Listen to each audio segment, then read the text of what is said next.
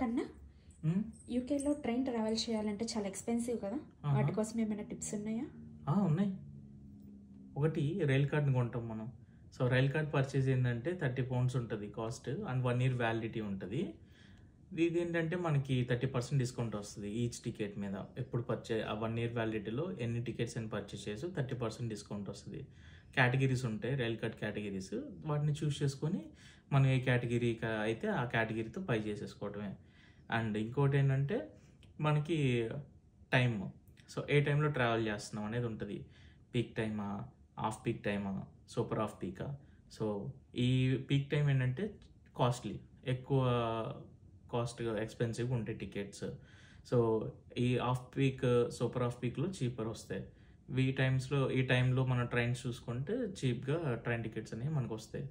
And ఇంకోటి ఏంటంటే train ticket split. So split tickets ఏంటంటే ఒకే జర్నీని మల్టిపుల్ టికెట్స్ కింద స్ప్లిట్ చేసి మనకి ఇస్తుంది. So same journey, same train, but split tickets. So దీనికి వెబ్సైట్స్ ఉన్నాయి, Split My Fare, Trainline, train Paul.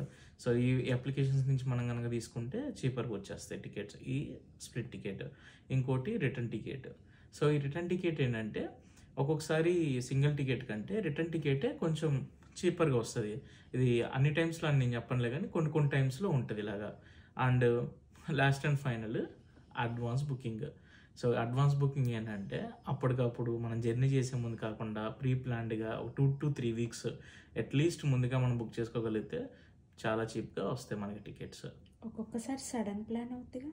Sudden plan అవుతే ఏముంది, ఎంత ఉంటే అంత సమర్పించేసుకొని వెళ్ళి రావటమే మనం. Okay, thank you. ఓకే.